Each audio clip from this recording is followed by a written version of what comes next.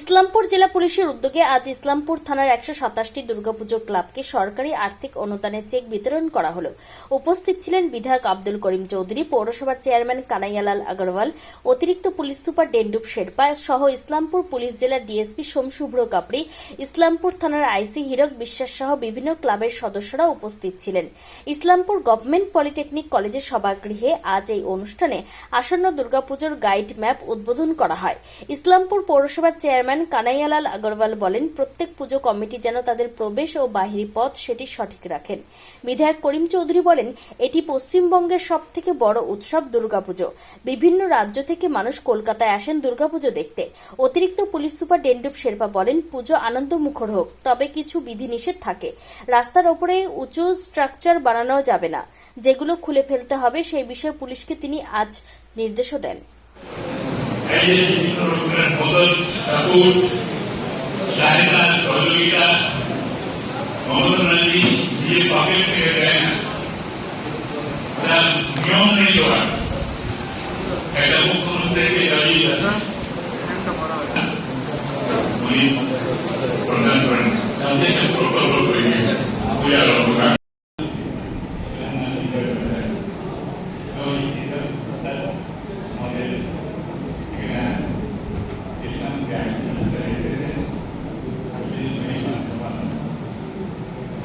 আমি দেখছি যে মমতা ব্যানার্জি তাদের নামে মুখ্যমন্ত্রী যেভাবে 2011 সাল থেকে আধার ভোট রেখে মানুষের প্রয়োজনীয় মানুষের দরকার মানুষের চাহিদা মেটানোর জন্য বিভিন্ন প্রকল্প নিয়ে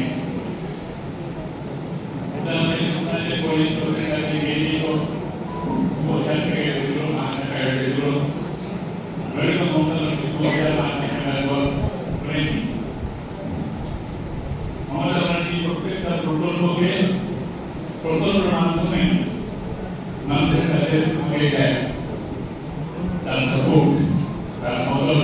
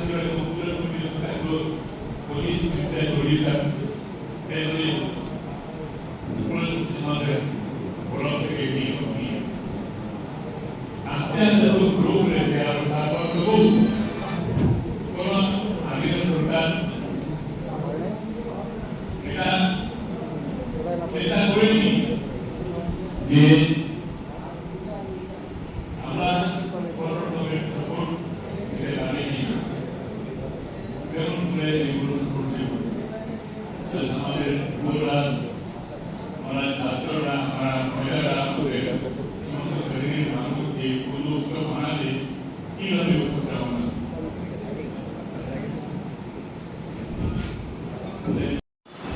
শুধু উদ্বোধনটা হবে, মানে কয়েকটা পূজা কমিটিকে এখানে একটা ফর্মাল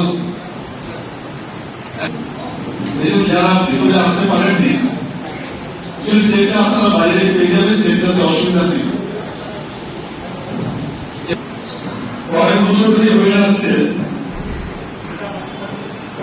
যে আর্থিক অনুদান, সরকারি অনুদান আপনারা পাচ্ছেন, কিন্তু পারমিশনটা নেই।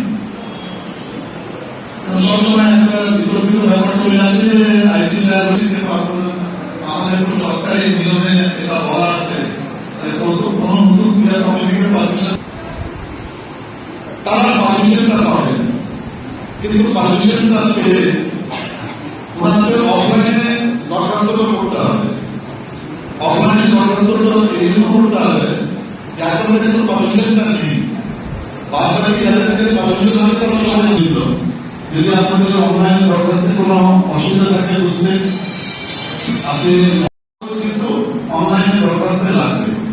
আর যারা এবার যাদের পারমিশন নেই, অনলাইন আপনারা আগে করেছেন সরকারি অনুদান, কিন্তু পারমিশনটা নেই, যারা অফলাইনে করবেন তারা এইসব কাগজ দিয়ে অফলাইনে দরখাস্ত করবেন।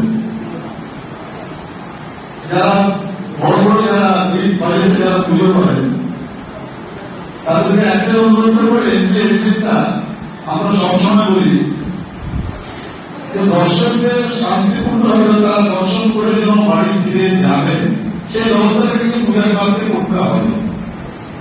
সাফিসিয়েন্ট ভলেন্টিয়ার থাকবে, ওখানে সব জায়গায় পুলিশ ক্যাম্প থাকবে। কোথাও যদি মনে হয় কোনো অসুবিধা হচ্ছে তাহলে নিশ্চয়ই পুলিশ ক্যাম্পে আপনারা সহযোগিতা দেবেন। আমাদের মুখ্যমন্ত্রী এটাই চান সবাই যেন পূজায় আনন্দটা করুক।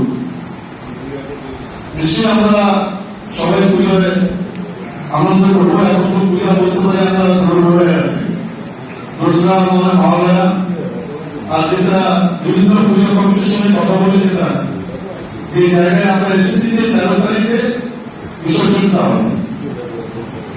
আর যারা বড় পুজোর নাম আছে তাদেরকে একটা রাস্তার উপরে ওই যে গেটগুলো বানাতে সেটা বানাবে না, সেই রাস্তার উপরে গেটটা বানাতে গেলে রাস্তাটাকে ভরে দেওয়া হয়, তাদের কিন্তু রাস্তা অনেক ঢুকে যায়।